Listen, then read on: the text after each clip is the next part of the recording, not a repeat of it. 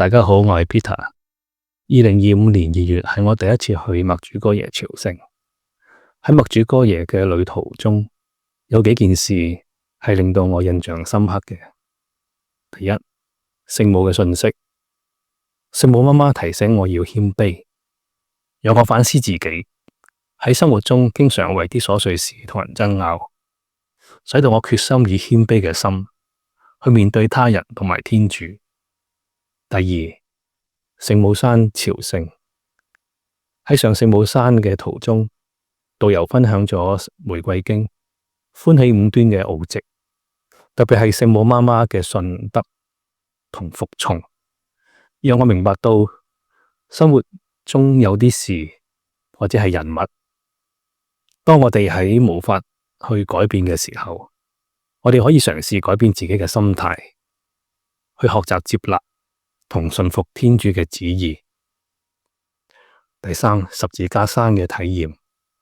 攀登十字架山嘅過程雖然艱苦，但係每一步都讓我感受到主耶穌孭住十字架嘅痛苦同犧牲。呢一份體驗讓我感受到佢對我哋嘅愛，同埋讓我學會喺困難中要依賴主耶穌嘅恩寵。第四，肖似基督。喺呢兩次上山，俾我見到團友互相幫助嘅精神，感受到主耶穌臨在喺我哋當中，與我哋同行，讓我感到需要跟佢哋學習。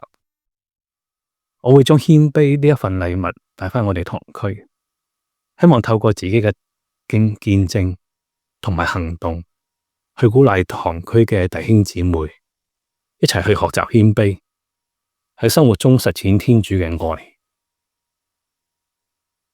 教宗方濟各喺2019年批准全球教區、堂區嘅神父、信眾組織去默主哥耶朝聖。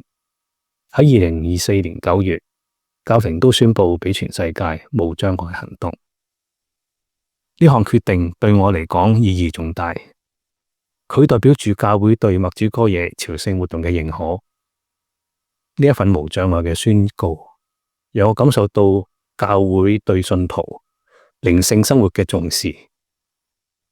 最後，我會邀請親友，如果有機會嘅話，要親自去默主哥耶朝聖，感受聖母媽媽嘅愛同埋主耶穌嘅臨在。